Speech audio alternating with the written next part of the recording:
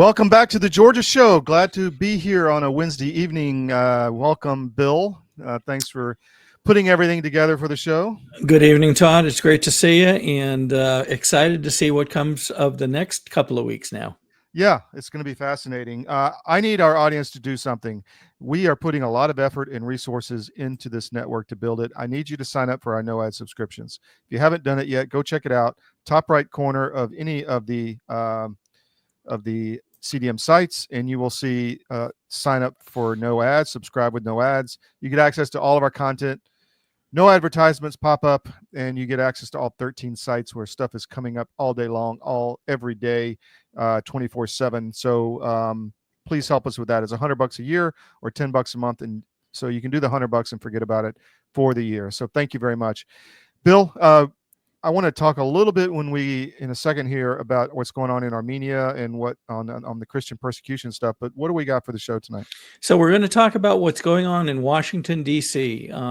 We knew that this would be an interesting week with Trump making the announcements that he did regarding essentially federalizing the police force and much of the security surrounding the nation's capital. We're going to talk about some of the other disclosures that have now happened with regard to nefarious players trying to throw Trump under the bus, and not surprising names being now confirmed.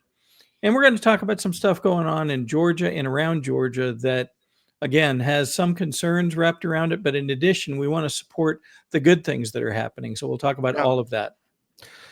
And yes, we are the one-stop shop for everything Georgia, but we're also, we're unique in we tie it to the international and the national scene, as Bill said. So that's one of our strengths.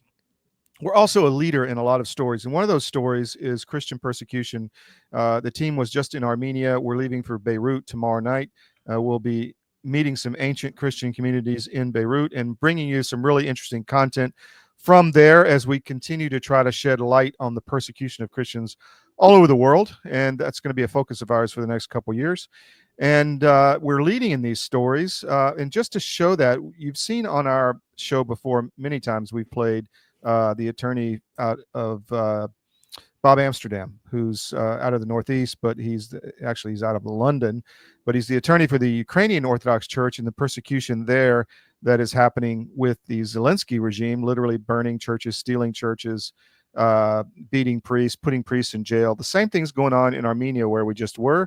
And right after we left, Bob Amsterdam rolled into town, and he's taking on the government to try to protect the Apostolic Church in Armenia. I'm going to play a little bit of a press conference he did early this morning, which we broke. It's a little difficult because the Armenian translator is talking over him, but you can kind of see the what he is trying to do, and then I'll show this, and then I just want to talk about it for a second. So here we go.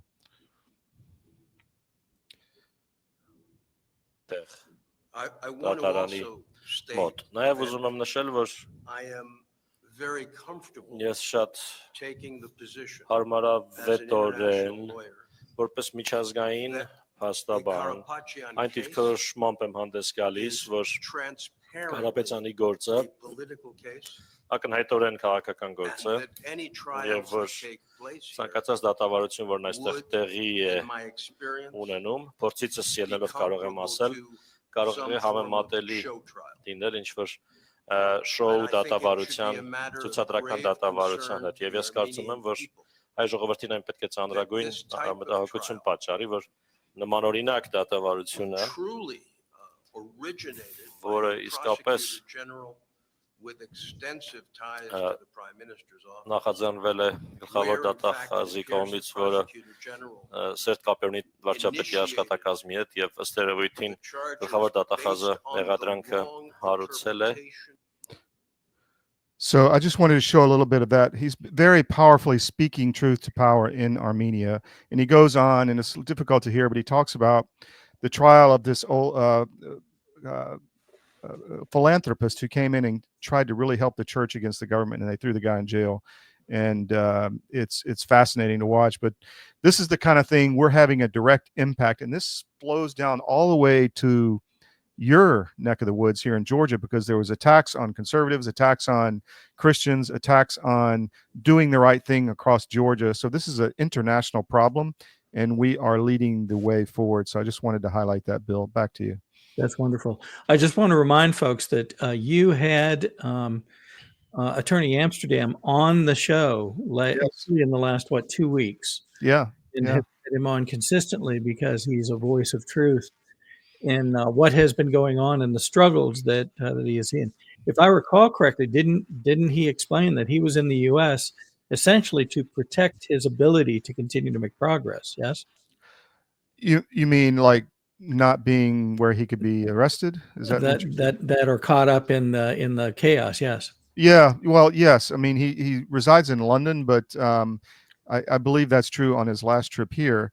But what needs to be highlighted is that the Armenian government, which we just signed a peace treaty with, or Trump negotiated a peace treaty with Azerbaijan, is literally attacking the Christian church in Armenia. They're taking over their churches. They want to put the head of the church in jail because it's a power struggle. It's about power. It's just like in Ukraine, where the population is very tied for 1,000 years, in this case in Armenia, 2,000 years, to the apostolic church, which means the disciples literally came to Armenia.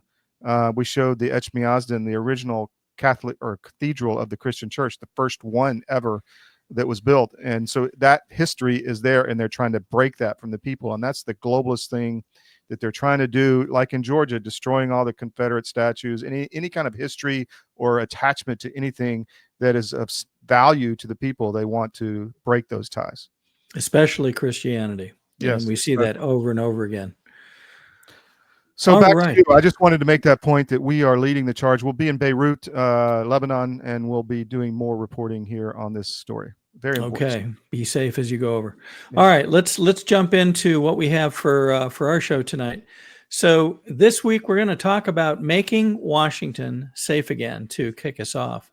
And folks will recall that we reported that Trump on Monday would be holding a press conference. He did indeed do that, and announced that he would essentially be federalizing the Washington, D.C. police force and putting federal leadership over that police force, and also introducing some members of the National Guard to be I think Pete Higgs is calling them a force multiplier. Mm-hmm. So in other words, making sure that the force is there to help the police force do what they are supposed to do.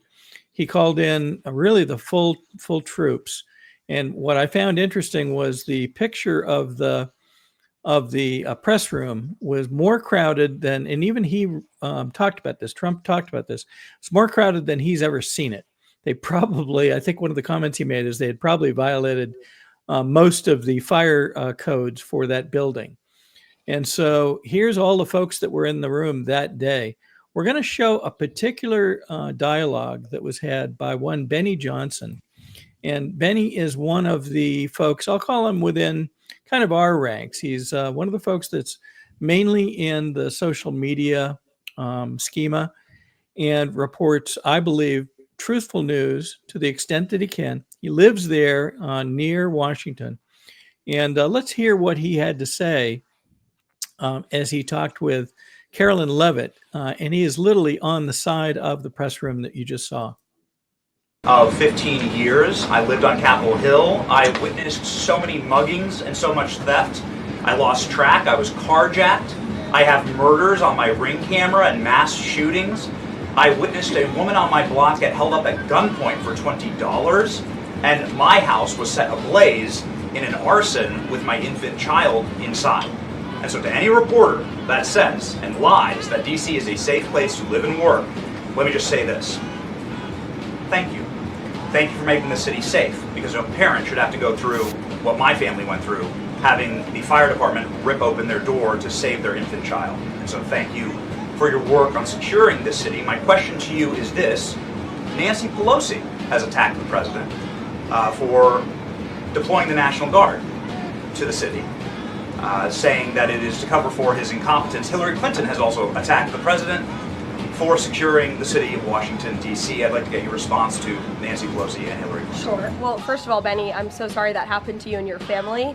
There have been, unfortunately, far too many victims of crime in this city, and I know the majority of residents in the District of Columbia agree with you. In fact, a new poll from the Washington Post I was reading this morning, this was released in May of 2024, so it's quite funny how many of you in the media agreed with what the president was saying yesterday, but now once the president says it, many of you are disagreeing with him. But this poll released by the Washington Post found that 65% of district residents think crime is an extremely serious or a very serious problem, and this was up from 56% last year. So the concern that you share with so many other residents in the District of Columbia is real, and that's why this president is taking action to address it. To get to the heart of your question, I think it's despicable that Democrats cannot agree that we need more law and order in a city that has been ravaged by violence, crime, murders, property theft.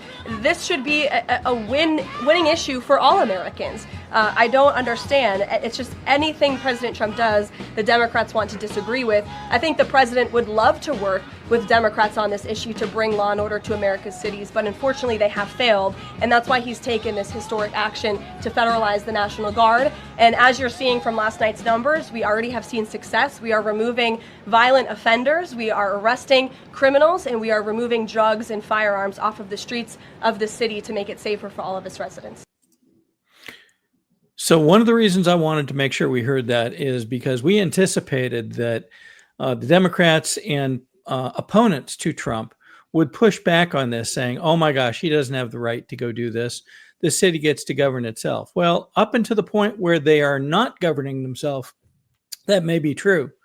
But we are now at a point where this is required in order to protect the safety of those who are there. And I want to air a couple other videos. The police, I believe it's the captain or the commissioner, came out in support of Trump's actions just hours later. Let's look at this. Earlier saying he's deploying the National Guard to the nation's capital and placing police under federal control now. Let's bring in D.C. Police Union Chairman Gregory Pemberton. Thank you so much, sir, for being here. So from your view, is this necessary? Well, look, we completely agree with the president that crime in the District of Columbia is out of control and something needs to be done with it. We have to go back to how we got here, though. In 2020, the D.C. City Council passed an enormous amount of legislation that handcuffed police officers, exposes them to administrative, civil, and even criminal liability, even when they do their jobs properly. And now, 5 years later, our authorized sworn strength is 4,000 sworn police officers. We currently have 3,180. So we have more than 800 vacancies for the position of police officer. And the way the department makes up for that gap is through 2 million hours of mandatory overtime every year. So the fact that we need help from federal law enforcement and maybe even the National Guard, it shouldn't come as a surprise. And we agree with that. I think one of the issues here, though, is that we all know that's going to be temporary.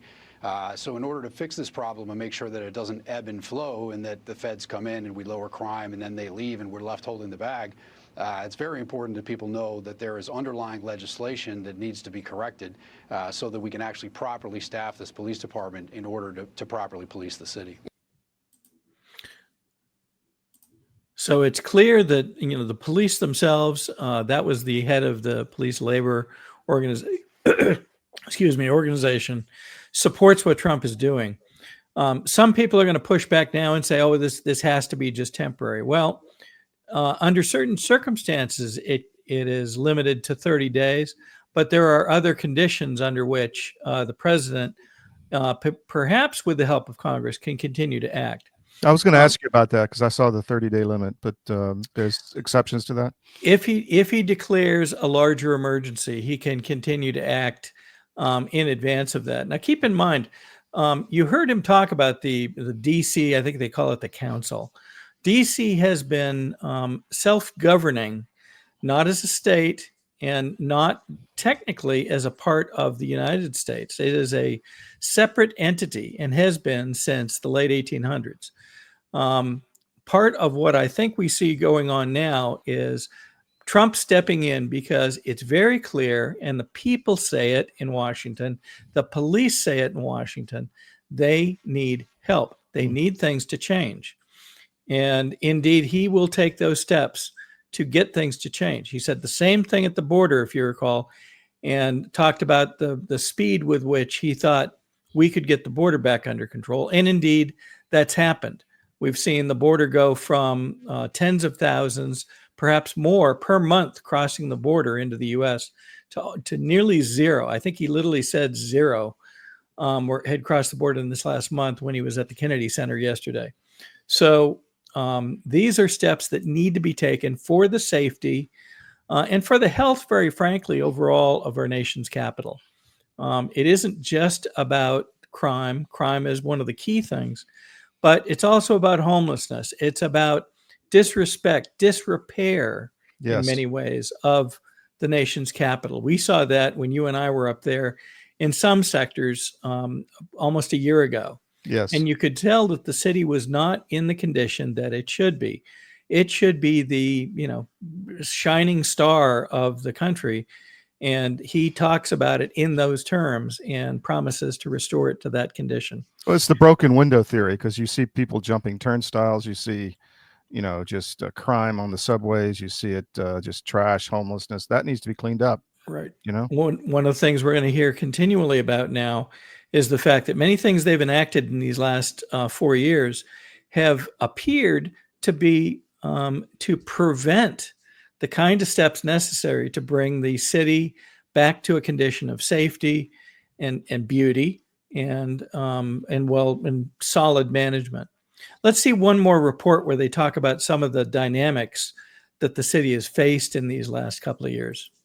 People who are naysaying this is really the liberal administration in these cities. If you look at the people who matter, the law enforcement, the police union in D.C. is supporting what the president is doing, which tells you that they acknowledge there's a problem. They are welcoming this support. And I think we need to take our streets back, especially in our nation's capital. So I applaud the president for taking bold action. Hopefully this is a harbinger of what we see in these liberally run cities across the country that have crime problems and have a problem with us just not enforcing our laws. I mean, it's a really simple thing. Enforce the laws. Make our streets safe again. So you think that's why crime has gotten so bad in Washington, because there's no enforcement of the laws? I think that's exactly the problem. Yeah. They haven't been enforcing it. We've got this lackadaisical thought on actually dealing with these problems. And you see it across the country, and especially in cities that have liberal administrations. They're just not enforcing the law.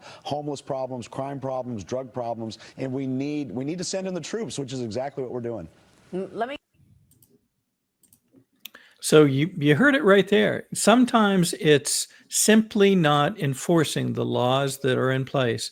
Sometimes it's been in past, I think, a resource issue, but in this case, it's simply not enforcing the laws that should be enforced to protect the citizens. Well, you see that in Georgia, Bill. I mean, human trafficking at the airport, not following political procedures and laws. You do. Not filing reports, no transparency. I mean, it's just not at the crime level. It's all the way up into the organizational level. One of the things we've focused on in the past year and a half has been when these things are reported, you'll notice this dramatic silence that occurs. Well, what does that silence mean? It means that the people that could take action want to ignore it. They want to be out of the way. They do not want to have to answer for it. And so, to your point, when human trafficking was found going through Hartsfield Airport and reported by Colton Moore, even onto the Senate floor in our legislature here in Georgia, not a word. Nobody wanted to touch it. What's interesting is in Washington, people seem to be standing up and saying thank you. You heard Benny Johnson just a few minutes ago.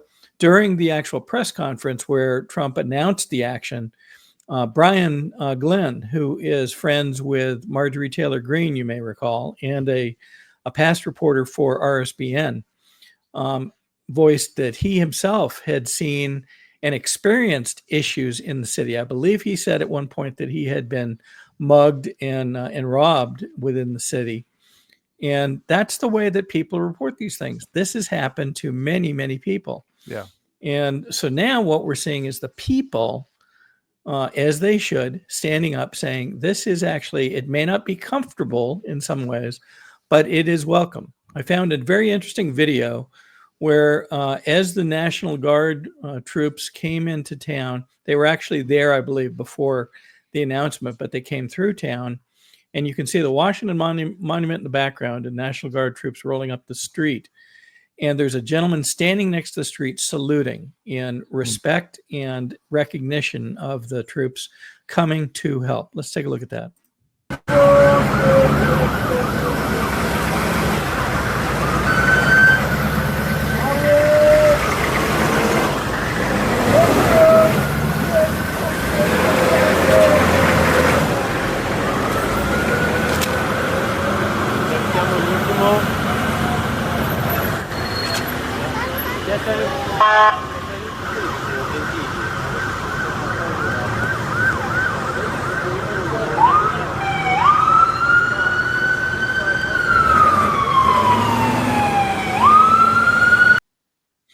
Now, we've seen other cases where, quasi-military or military vehicles have rolled into a city and the people have protested against it. Yeah. What we're seeing here, to me, appears to be different. This is people are saying, hey, if they can get my city, my family, my neighborhood safe again, then I'm okay with this. Nobody wants to see these things. But sometimes when it's necessary, this is what has to be done. And I think we've all seen Trump take steps, both in his first administration and now, that may not be fun, they may not be comfortable, but they may in fact be necessary. Well, I would just add to that. I'm sure Trump will do this. It has to be followed by the letter of the law, and because we don't want to normalize, when the next Democrat administration gets in, to move troops in to stop, civil discourse. So it has to be, and I'm sure Trump will do it the right way. That's exactly right. And there's special, rules for DC that don't apply to other cities. So there would have to be an escalation of the emergency for him to do that in other cities, I believe. That's correct. He would need to declare a more national emergency. I don't want to speculate on exactly what those steps are. That's for the administration to determine. Sure. But if people in other cities where they feel unsafe see things begin to work in Washington, I wonder what their ask might be and what their willing acceptance might become in order to achieve safety in their cities. Let's not speculate on where those might be, but he talked in his speeches over the last 3 days about the fact that many of these Democrat-run cities have very similar dynamics. They have things like no cash bail, failure to fund the police to the extent necessary to enforce the actual laws, and an unwillingness by the court system to prosecute folks that do in fact need to be prosecuted. Yeah. And I have a funny feeling that people, when they see success, when they see safety, when they see families in and around the Washington area be more comfortable and more secure in their setting, I wonder what people will say in these other cities. Yeah, well, we'll see. There's definitely problems for sure. So on other fronts, concurrent with what's going on in Washington, there was also this, and that is a notification. This came from the White House that a number of folks that have seen Trump make progress in these last weeks. You mentioned a couple of them just in the last few minutes. The emerging accord now between Armenia and Azerbaijan. The accord signed, I believe, just a week and a half ago between Uganda and the Democratic Republic of Congo and others, are now calling for consideration of the Nobel Peace Prize and calling for it to be awarded to President Trump. Some may recall that very shortly after Obama went into office, he was awarded the Nobel Peace Prize, and everybody was looking around going, what did he do? For what? What did he do other than an apology tour to some countries around the world? Yeah. In this case, we're actually seeing peace break out, and we hope that and trust that continues. But here we are now seeing a call for that to be given to Trump for things that are actually accomplished. So we wanted to make sure that was aware. There was also a very odd announcement. There were actually two of them concurrent with one another. And there was a letter to the Smithsonian Institution, which the White House acknowledged and published, announcing that they would do an internal review of Smithsonian's exhibitions and materials. And there was a separate announcement, a memorandum that came out signifying that the various number of agencies involved in museum management and museum institution would be reviewed and, in fact, might be managed in some way as we go forward. A lot of folks are speculating on this. We don't quite know why they would announce this letter to the Smithsonian, but when you think of this, it isn't just what we normally know as the Smithsonian Institution. What many people know is many of the museums on the mall are part of the Smithsonian, Yes. I'll call it the management umbrella, if you will. And so it is very interesting that they would want to review what they have within those institutions that may be perhaps not visible to the public. What does that mean? Are there documents? Are there things that have been sequestered behind closed doors that they want to talk about? Not sure yet, but we did want to put this in front of folks so they're aware of this. It's fascinating, and we think that this is not done by happenstance. There's meaning behind virtually everything we think that Trump is doing these days. Well, there's obviously a lot of DEI exhibits and stuff like that. It's been infused in the archives and all around. So Perhaps it has to be rooted out. Yeah. Perhaps there may be some other things that relate to other documents and other things that have been hidden. And as disclosures are made by Tulsi Gabbard and others, we wonder if there's things that support those that are somewhere here in these museums kept sequestered away from public eye. Don't know. Sure. Yeah, definitely. Well, might be a good time for a break, and then we'll continue on with a few other things to do with Washington and Georgia. Yeah, so we were advertising ALP, the nicotine pouches, pretty heavily, and then the ALP company changed its, technology infrastructure on how they were selling the product and distributing it and recording the sales and everything. And so we took a break while they got that swapped over to the new platform, and we're back. And if you've bought ALP in the past, I need to change the URL you were using to this, cdmalp.com. No longer what it was before. So did you grab your pouch there, Bill? Very cool. Excellent. We've had a great feedback on the product. That's not the issue. The issue was the technology behind it. I guess they were having some issues with some of the order flow, but they fixed that. So now go to cdmalp.com for our audio audience. And here's a new ad from Tucker. But then they're sitting eating their dog food, and the family sits down and gets lasagna, and they're like, what is that? And they have this sense like, actually, maybe what I'm eating is shit. Maybe they're getting the good stuff, but you don't really know. And that's why we don't feed dogs to the table, because the second you do, they're done. They're like, really? Beef eyes? I don't think so. I'm not eating that shit anymore, because they know better. And that's what Zyn is. Like, the second you have it, you're like, what? Are you serious?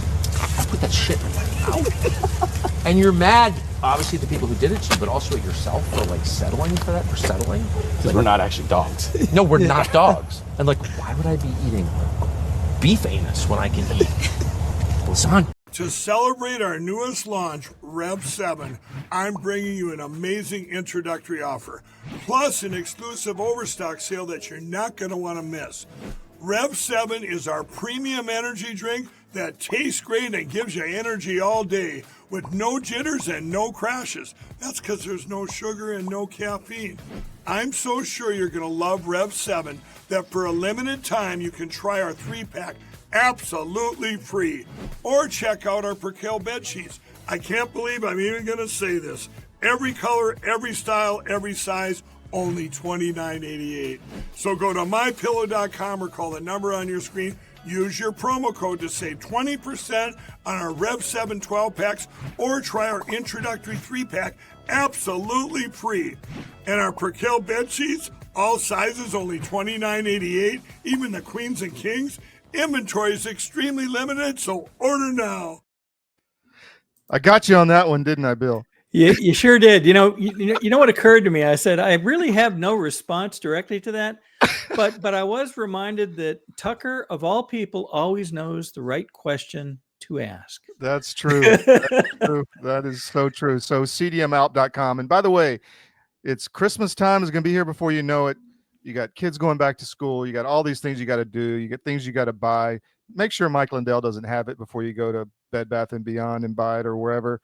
Use promo code CDM. Go to mypillow.com, and it's got 600 products. I mean, just spend some time and check it out. Back to you, Bill. So since I held up the Alp container at the beginning of the commercial, one of the things that I will offer is I was concerned about, they say, oh well, gosh, this is habit forming. Yeah. And what's very nice about Alp is they offer it in 3 different milligram offerings. Strengths. And so I was concerned about whether I would in fact find myself, oh my gosh, where's my container? And that has not happened with me. So I'm not going to disclaim that nicotine is an addictive chemical, but I've found that it's very manageable. I don't find myself unduly using nicotine when I shouldn't be or something. But it is refreshing, and it is an enjoyable product. So again, from my own opinion, I find it very acceptable. There you go. We've got a lot of good feedback on the product. So we're back selling Alp, cdmalp.com. That's great. All right, let's move on. So one of the other things that came out was that Pete Hegseth came out and said that he was cracking down on the purchase of certain land.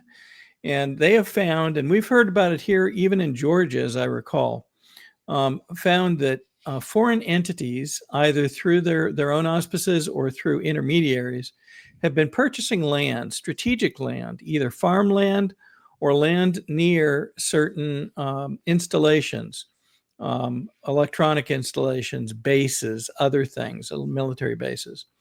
And Pete today came out and said they are cracking down to make sure that this does not happen. They're concerned about it, several things. I'll let him talk about those areas, but I think this is a very, very good step. We need to have sovereignty and control over the land within our country and make sure that it's being used for our best purposes, not for someone else's. Let's hear what he had to say.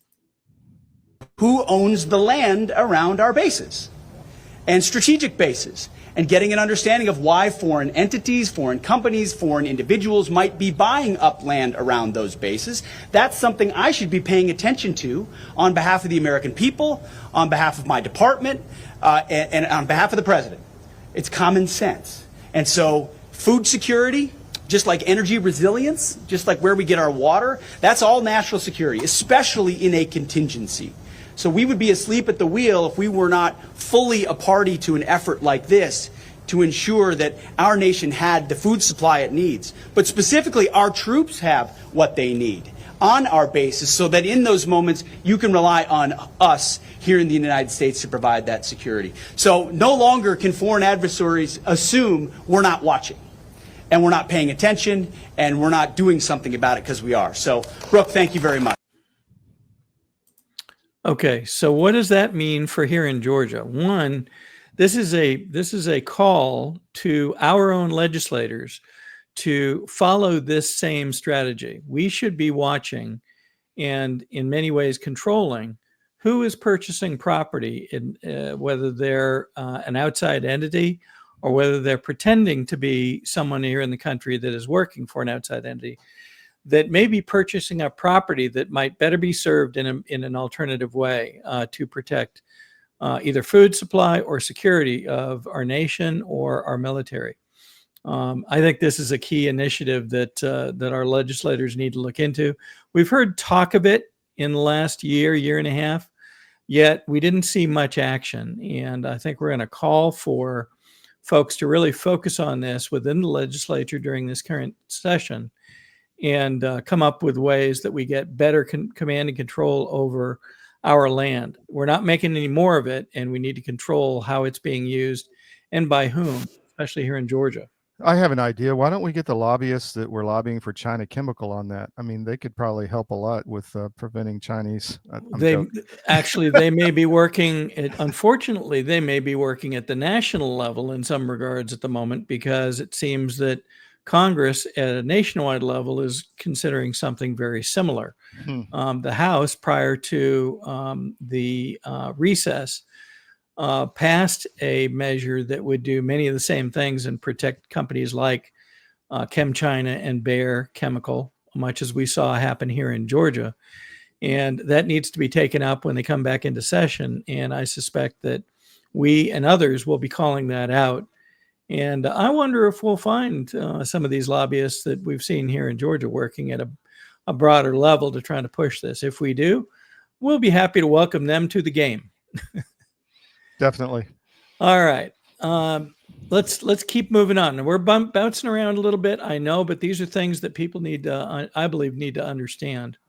So this is the latest Texas Republican primary poll, and it's showing Ken Paxton in a solid position in Texas. Now, what's very interesting is that Texas has also faced some real legislative challenges in the last couple of weeks. They had a number of measures that were up for a debate, and in fact had some of their Democratic House members, as I understand it, leave to try to take down the state's ability to make decisions. Well, what the governor has done is basically said, well, if they don't come back, we will declare their seats vacant, which throws them into a very difficult position. Well, it appears that they've come back, but one of the things that Texas will be considering, or is in fact working on, is redistricting. And by doing so, they believe that Texas can create 5 additional Republican House seats. Now, what does that mean? Well, it means that they're taking some seats that they would have, and by redistricting, by redrawing lines around the populace, around these where these seats will be voted upon, they can, they believe, cause those seats to most likely be won by Republicans. What happens next? Well, Gavin Newsom comes out and threatens to do much the same thing in California. What's the difference? Well, Texas is the only state with more counties than Georgia. Georgia has 159. Texas has, and I don't have the number in front of me, but it's up in the 200s. And Texas has a lot of areas that are Republican, and not too many, not nearly as many that are Democratic. California has a lot that are Democratic and not as many Republican. So it's more difficult for California to find places to draw lines that would cause Republican seats to be lost to Democrats. Texas came back after Newsom makes this threat and essentially says, okay, fine, you want to play that game? Then we'll redraw it in a way that we gain, we believe, 10 Republican seats. See if you can trump that, no pun intended. Yeah. And so, we're in this game now where folks are saying, hey, if I need to, I'll do things that make sure that my Republican voice within my state is heard loud and clear in Congress. We wonder if there will be any more redistricting here in Georgia. We're not going to speculate on that as we sit here tonight, but it is interesting to watch the doings going on in Texas and California. We are hoping that Texas, now that the border crisis has been addressed, at least at this stage, that they will find the courage to do what they need to do to really put their voice forward. And we have seen Ken Paxton step forward on a number of issues. You recall that he has been one of the first to come out and signify that they recognize there was an election issue, not just in their state, but in other states around the country. He has attempted to act on the border crisis. He's attempted to act on a number of fronts. And we support that. And that, we believe, is probably why we're seeing, him being in such a strong position now as they get toward the primary for their Senate, one of their Senate seats. Yeah, so there's two things there. Paxton is ahead of Corbyn, I think, right? I believe that's correct. And significantly ahead. Last I checked, I could be wrong. And also, Trump is redoing the census. Have you looked at that? I haven't analyzed it yet, but the census, again, depending on what they count and what they exclude, if the original census took into account folks that are not citizens, inadvertently or by design, then if they exclude folks who are not U.S. citizens, that could substantially change the profile of districts, not just in one state, but potentially in a number of states. Texas, like California. California, Texas, Alabama, Arizona, Nevada, and maybe even Georgia. We don't know. Very interesting. It is extremely interesting. All right. Moving on, still on the national stage, we've seen in past weeks with the disclosures coming from Tulsi Gabbard that a number of people, including James Comey, have been wrapped into the plot, I will call it, the coup, the attempted coup against Trump. And now comes additional documentation that Hannity and one of our favorites, John Solomon, is talking about. And so I thought we'd play this just to make sure people are coming up to speed. We're going to talk about more too. And I believe you're going to be able to talk about some of this on your show tomorrow morning as well. A very long piece that you have here. Yeah. It is a worthwhile read. I'll let you sum it up, and then I want your conclusion on what you're finding here, because to me it's very damning.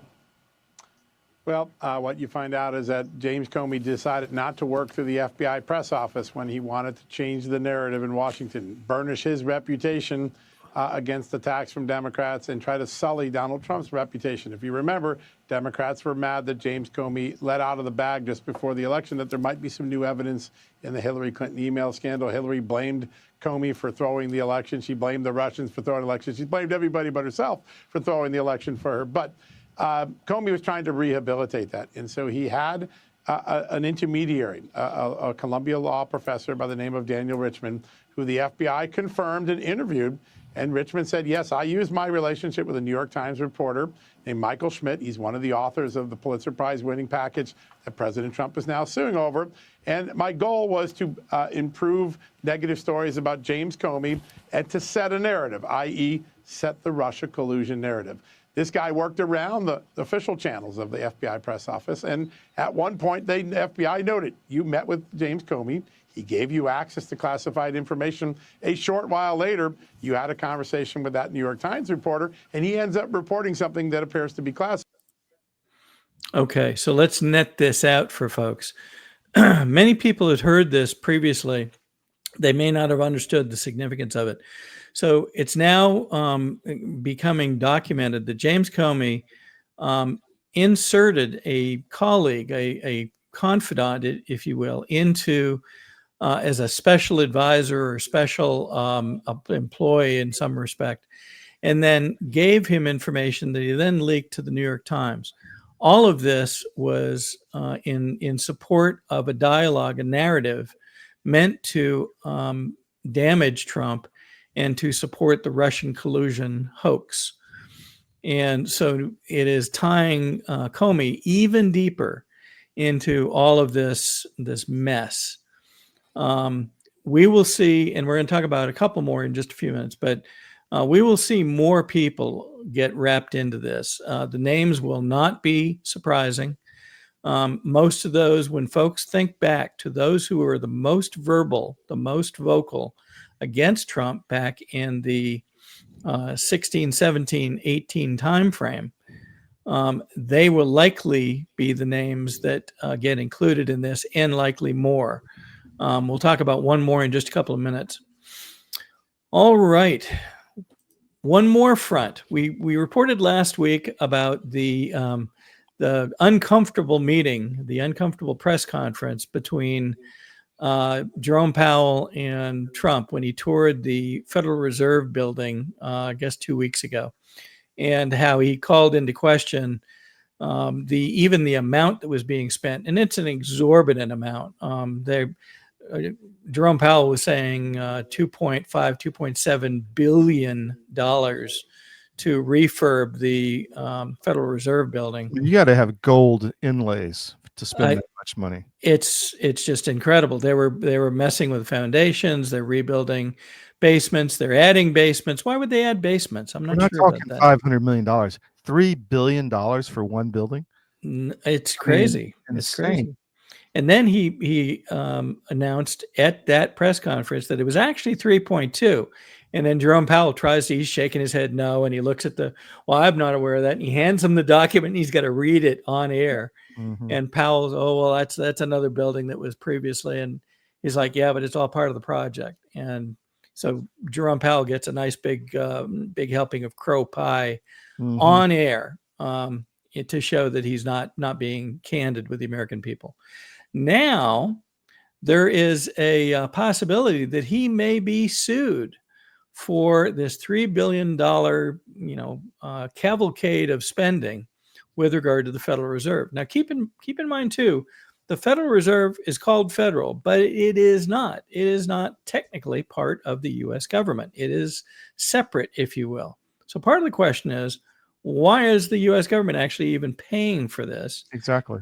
And two, what are we paying for? And that, I think, that second question, I have a funny feeling as we learn more about what they've been doing, we may find some truths in here that are startling, to say the least. We don't know what they're going to be, but the very fact they're messing with, foundations of the building and other things, why would they need to do that? It's not like they need so many more people or so much more storage for valuables that they would need to do that. It just seems odd. So, in fact, the net of this is that Jerome Powell may himself be sued over this.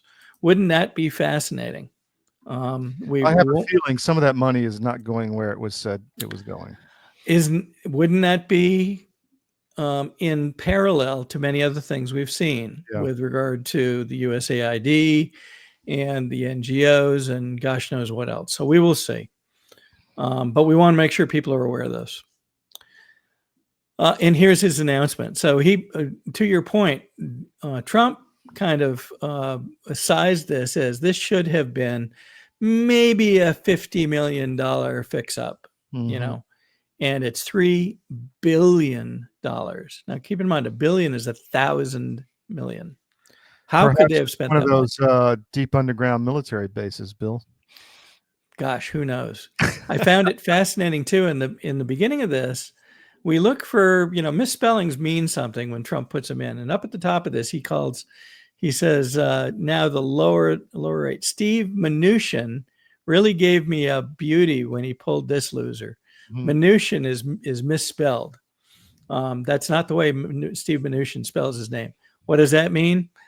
Don't know, but it's not complimentary. Let's put it that way. So, All right, let me pay a couple more bills before we move on. Just to our sponsor here is David Cross. He's the best financial advisor out there. We think he's a patriot. He's very active in election integrity and in the Georgia GOP, and somebody you can trust and has a lot of experience, been through a lot of bear markets. So if you got something going on in your family, give David a call. Here's an ad. I'm David Cross, and you may know me from my election integrity work, but I also own U.S. Asset Management, a family-owned and operated investment advisory practice. I'm a certified portfolio manager, and my job is to help you make better decisions with your money. One of the things we try to avoid is investing in companies that push the woke agenda. If you're invested with one of the big firms out there, there's a pretty good chance that you're feeding the beast that hates your values. Our company is 100% conservative, and we'd love to have an opportunity to work with you. Check us out at us-am.com and look for our big, proud American Eagle logo.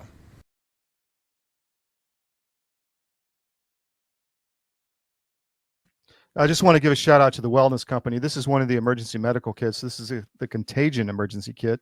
Has a nebulizer and the steroids in it if you have respiratory issues in your family. But I was just in Armenia and Istanbul, and we actually used the travel emergency medical kit. One of our team had a problem, and we pulled it out, and she was able to continue and work even while having an issue. So I can tell you from experience, it's very nice to have these kits around, and also the ultimate spike detox. If you have someone who's been vaccinated and maybe want to clean their blood out, this has been shown by studies to help reduce the spike protein in the blood, and we don't really know what that does in the long term.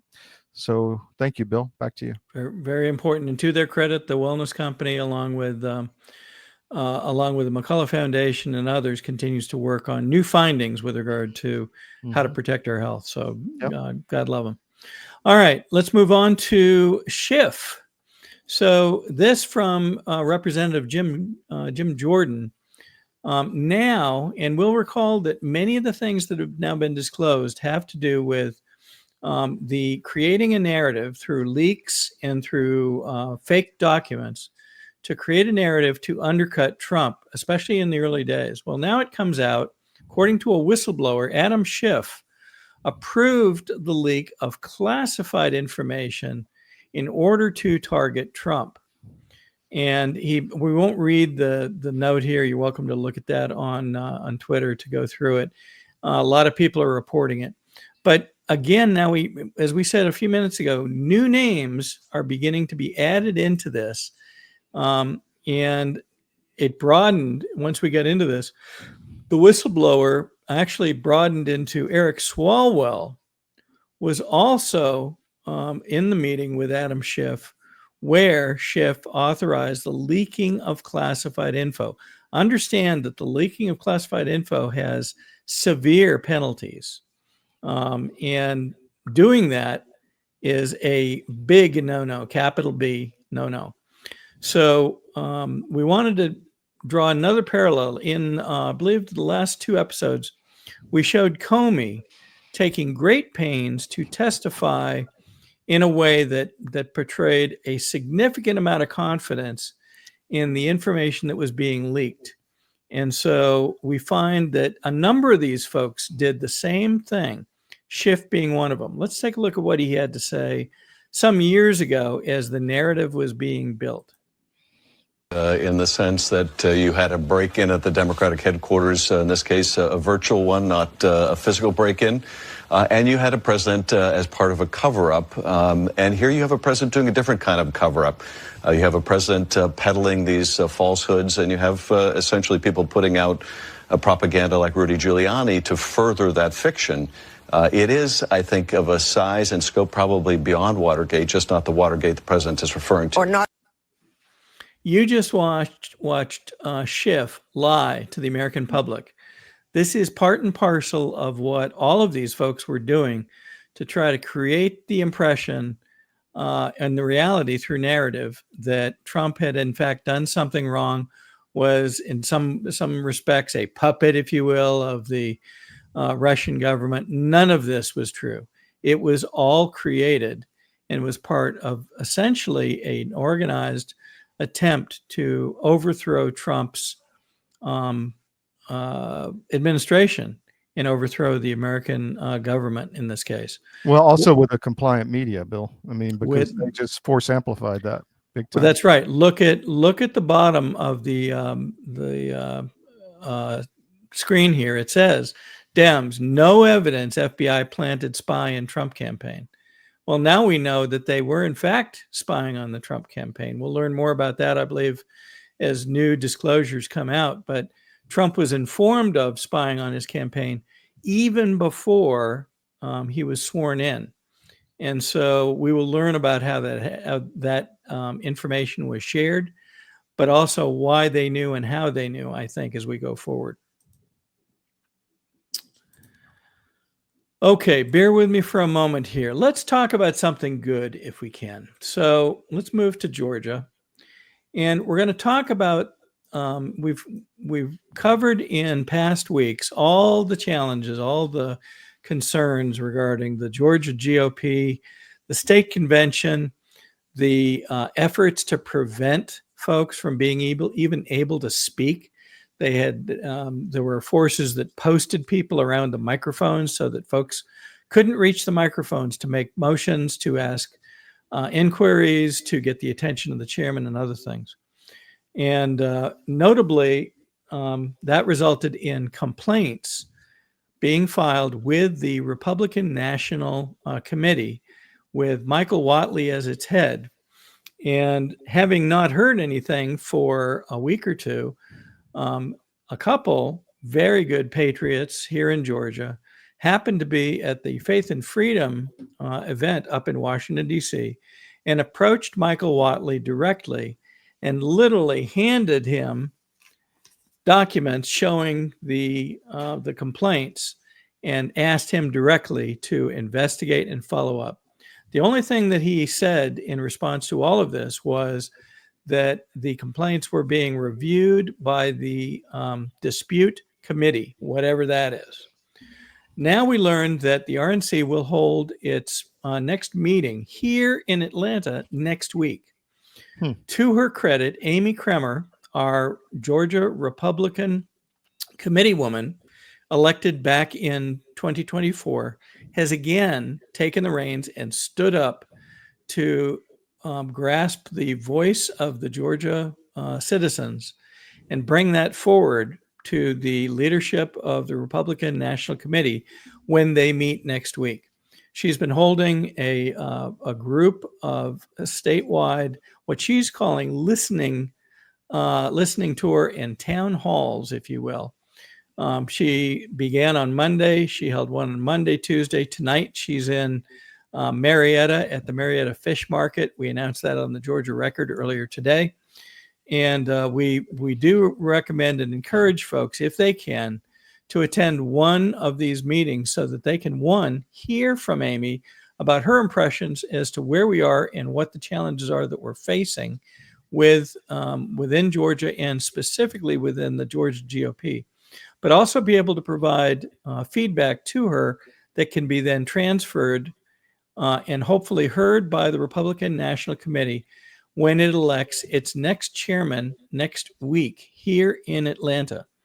There is an email being circulated by David Cross that allows folks to sign both a petition and execute a letter, and those letters will be printed and collected and then carried by Amy Kremer in her approach to the Republican National Committee next week. So we encourage folks to do that. We're going to repost the email tomorrow morning on the Georgia Record, georgiarecord.com.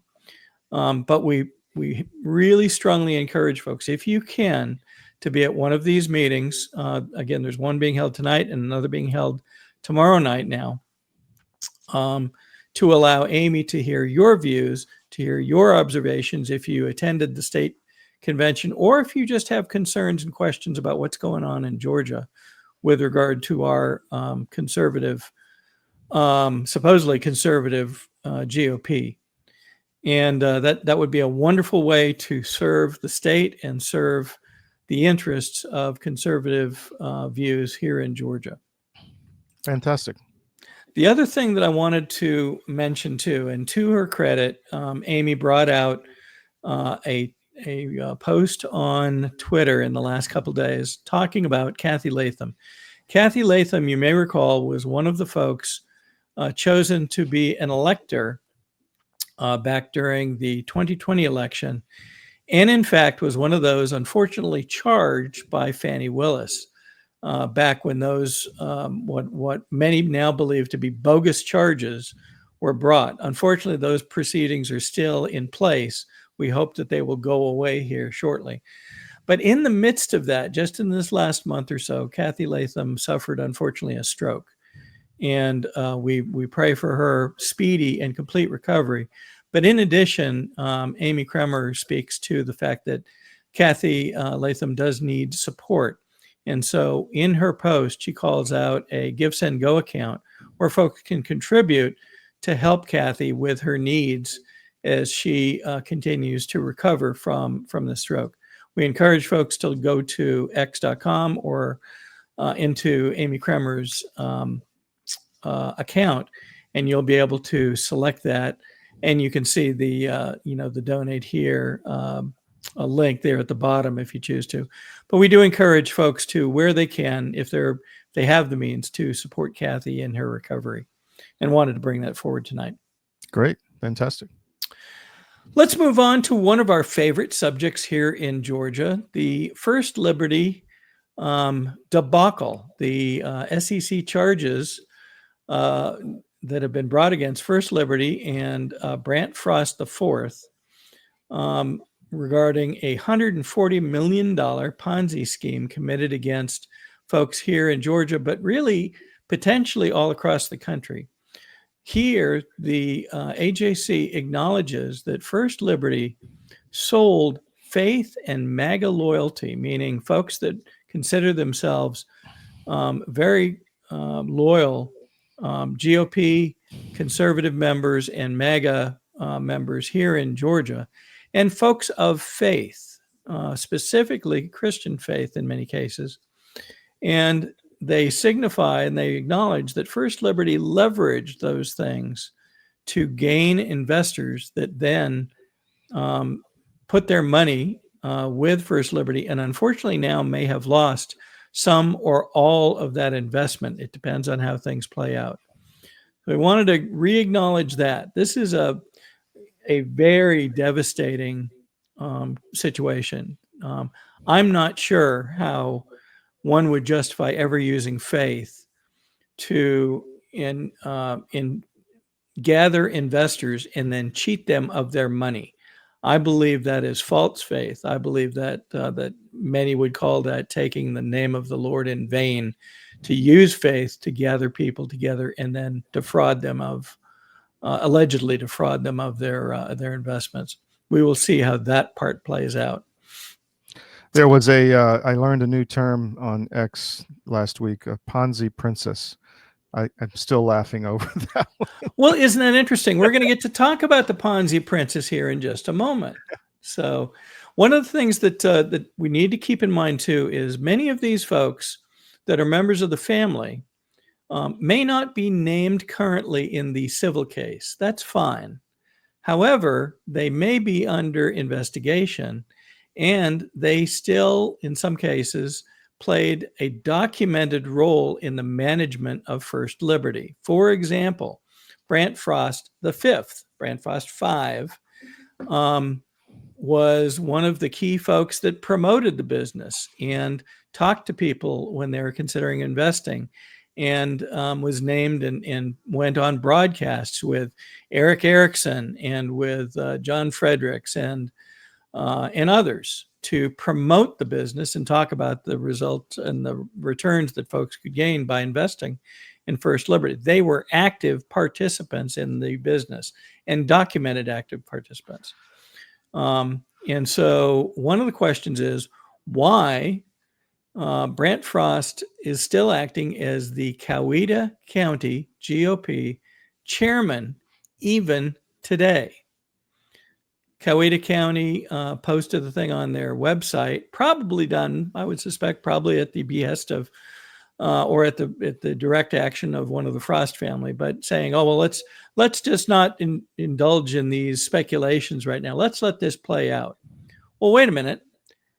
These people, we've seen video of folks that have been told that their investment is largely lost, and the receiver is fighting to recover everything they can, but we're likely looking at much less than 100% of recovery. We're hoping to see something reasonable, but who knows?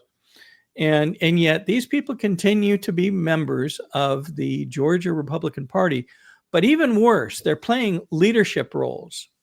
They pretend to be, good people leading members of the GOP.